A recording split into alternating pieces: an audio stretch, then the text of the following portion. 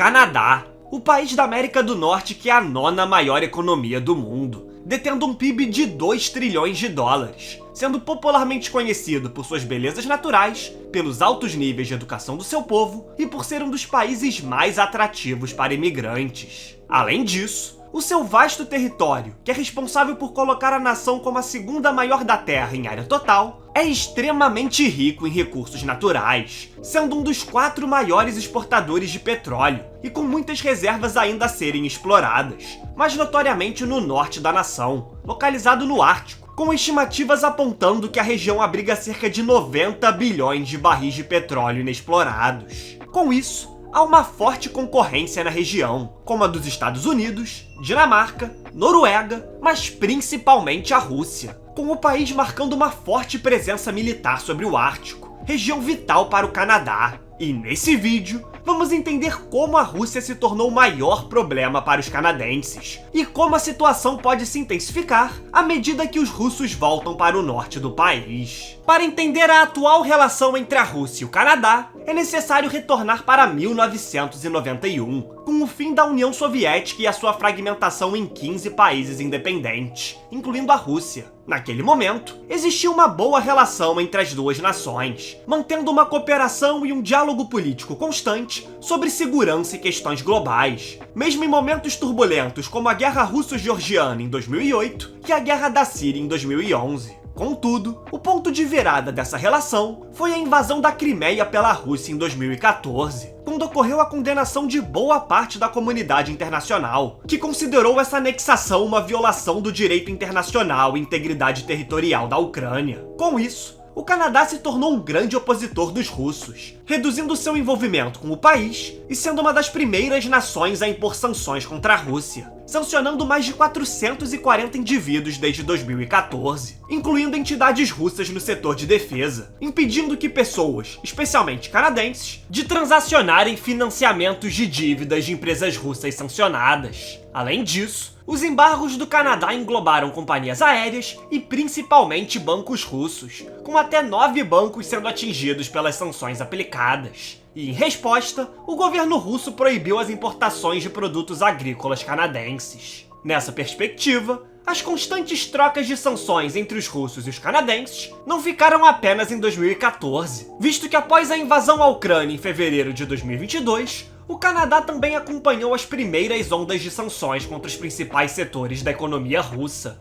rompendo de vez as suas relações diplomáticas com o gigante eurasiático. Para se ter uma ideia, desde o início da guerra, as importações canadenses da Rússia caíram 98% em relação a 2021, enquanto as exportações do Canadá para a Rússia caíram 91% nesse mesmo período. Além do mais, os embargos afetaram mais de 1.350 indivíduos russos, incluindo 409 entidades, especialmente empresas. O governo canadense também está aconselhando a sua própria população a evitar visitas à Rússia, enquanto o governo russo está sancionando mais de 330 autoridades e figuras públicas canadenses, inclusive atletas olímpicos. Diante dessa situação, mesmo que as sanções impostas pelo Canadá contra a Rússia ao longo de uma década não prejudiquem diretamente a economia canadense, uma vez que as exportações para os russos representam hoje um pouco mais de 0,1% de todas as exportações do Canadá, é notório que o status da Rússia como um dos maiores exportadores de commodities do mundo e a saída parcial dos russos desse mercado diante das sanções coloca uma forte pressão sobre os preços das matérias-primas. Logo, com a pandemia e a reabertura gradual de maior parte da economia global, naturalmente ocorreu um forte desequilíbrio entre o fornecimento e a demanda na cadeia mundial de suprimentos, o que levou às taxas de inflação em muitos países, como foi o caso do Canadá, tanto que em junho de 2022, a inflação da nação havia se tornado a mais alta em 39 anos, atingindo uma taxa de 8,1% ao ano. E visando controlar a inflação, o Banco Central canadense aumentou a taxa de juros para 4,5% ao ano, refletindo sobretudo nos preços dos alimentos, habitação e principalmente energia, com estimativas apontando que o custo da conta de energia tenha ficado até 100% mais cara no último inverno. Sendo assim, surge a pergunta de como a Rússia se tornou o maior problema do Canadá.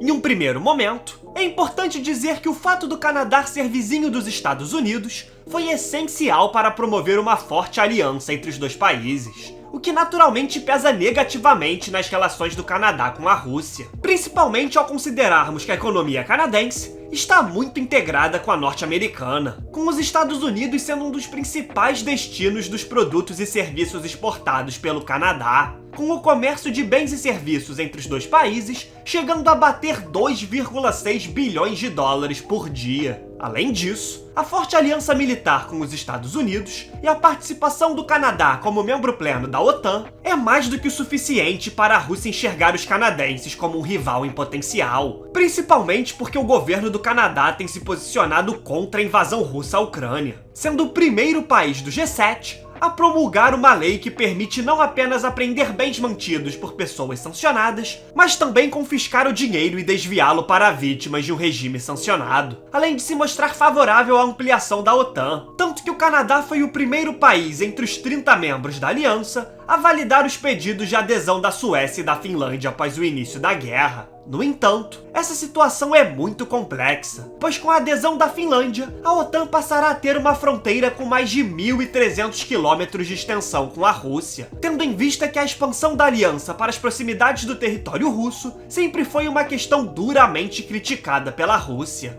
Dessa maneira, a forte rivalidade entre o Canadá e a Rússia está escalando rapidamente no cenário internacional, à medida que os russos estão pressionando cada vez mais os canadenses na região do Ártico, o que tende a desempenhar um papel importante no cenário geopolítico futuramente, com o derretimento das geleiras no Ártico facilitando o acesso ao Mar do Norte, abrindo o que se tornaria uma das principais rotas marítimas do mundo, além de aumentar exponencialmente as chances de descobrirem novas fontes de recursos naturais, no valor de dezenas de trilhões de dólares. Uma vez que, segundo estimativas da The United States Geological Survey, estimando que 22% do petróleo e do gás natural do mundo podem estar localizados abaixo do Ártico. E com isso, a região é intensamente disputada pelo Canadá, Rússia, Noruega, Dinamarca e os Estados Unidos. Nesse contexto, o Canadá, a Rússia e a Dinamarca, através do seu território Groenlândia, já têm reivindicações territoriais submarinas sobrepostas no Polo Norte e em vastas extensões do Oceano Ártico. Todavia, em 2021 os russos apresentaram na ONU a reivindicação das terras do fundo do mar em 750 mil quilômetros quadrados, até o limite da zona econômica costeira exclusiva de 370 quilômetros do Canadá, nas costas de Nunavut, Northwest Territories e Yukon. Sendo assim,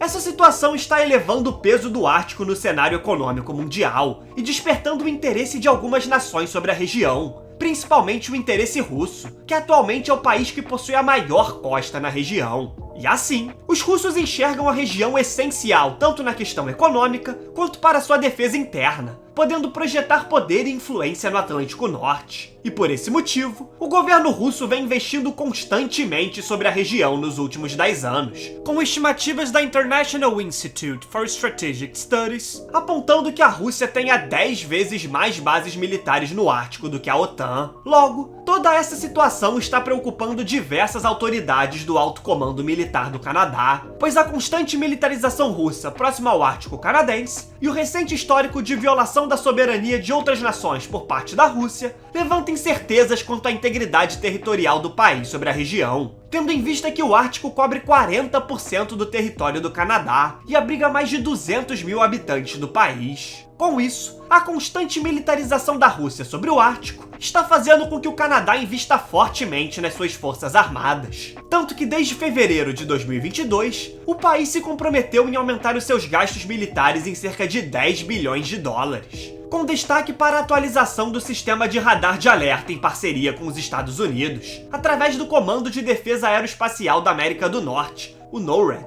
Tanto que o general-chefe de defesa do Canadá, Wayne Eyre, citou que como a nação irá enfrentar desafios significativos no Ártico, tanto da Rússia quanto da China no futuro, será muito importante o compromisso de gastos com defesa e apoiar a modernização do NORAD e da defesa continental, além do estabelecimento de uma rede submarina de sensores de vigilância. Mas ainda assim, mesmo que o Canadá esteja investindo rapidamente em sistemas de defesa, gastando até 5 bilhões de dólares para modernizar a sua defesa continental nos próximos 6 anos, é notório que por estar ao lado da maior potência militar do mundo e ser membro da OTAN, os investimentos canadenses no setor de defesa sempre foram limitados quando comparados com os gastos de outros membros da aliança, que possuem uma economia tão forte quanto a economia do Canadá. A exemplo da França, que investe em média 50 bilhões de dólares nas suas forças armadas, um valor muito superior em relação aos 26 bilhões gastos pelo governo canadense, totalizando um investimento de 1,3% do seu PIB com defesa, um valor abaixo da meta de 2% exigida pela OTAN. E assim, a fraca presença militar dos canadenses na região do Ártico nos últimos anos acabou abrindo espaço para que a Rússia expandisse a sua zona de interesse na região. Portanto, a péssima relação entre a Rússia e o Canadá não é uma coisa recente, dificultando qualquer diplomacia entre os dois países com a aliança cada vez mais forte entre os canadenses e os Estados Unidos, além dos conflitos envolvendo a Rússia. Além disso, é essencial que o Canadá busque aumentar cada vez mais a sua presença no Ártico e intensifique os seus investimentos em defesa, para que no futuro próximo, o receio de uma invasão vinda do norte não se torne concreta. Muito obrigado a você que chegou até aqui. Se possível, comente abaixo o próximo tema que você deseja ver aqui no canal. Além disso, curta o vídeo, se inscreva e compartilhe o conteúdo com seus amigos. Agradeço novamente pela sua audiência e até o próximo vídeo.